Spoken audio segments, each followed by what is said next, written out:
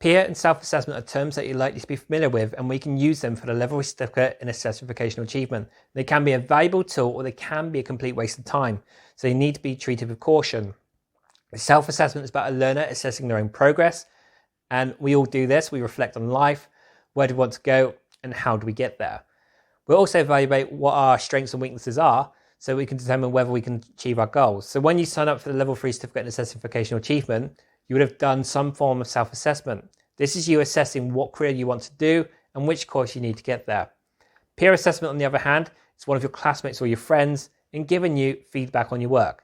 This could be you discussing your career plans with your friends, and they might say you would have a really good assessor, or you might have an eye for detail and you are good with people. But then again, this is limitations to this.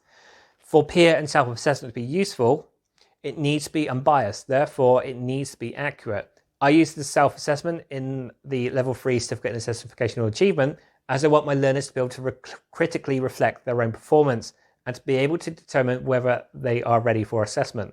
So as an assessor, you'll often use self-assessment to manage your CPD. What do you want to achieve and what do you need to do to get there? This forms any part of goal setting. Your supervisor, on the other hand, may suggest that you need to develop your teaching skills, and this is an example of peer assessment. A lot of individuals are too critical of themselves and put themselves down a lot, saying they cannot do this, they cannot do that, and obviously it's going to affect motivation. Therefore, this form of self-assessment is going to be ineffective.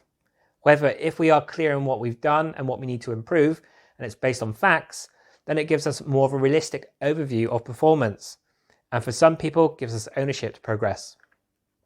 Other individuals feel better when they are given positive feedback by their peers. It makes them feel valued, and this is a good thing. But the question is, the feedback given by peers useful? Let's just use football for an example, and particularly when the World Cup comes around. Everyone is picking the England team, but whose opinion matters most? And it's going to be the manager. So we need to ensure that feedback is given by people who know what they are talking about. Do the individuals given feedback know what feedback to give? And are they given feedback in a way that's constructive? During the Level 3 Award in Education and Training, learners give each other feedback based on their micro-teach lessons. Most are good as they've been trained to give feedback, but some individuals will give feedback depending on if they like the other person or not, which is most likely to be of no use. So peer and self-assessment are really valuable exercises, but only if they are done right.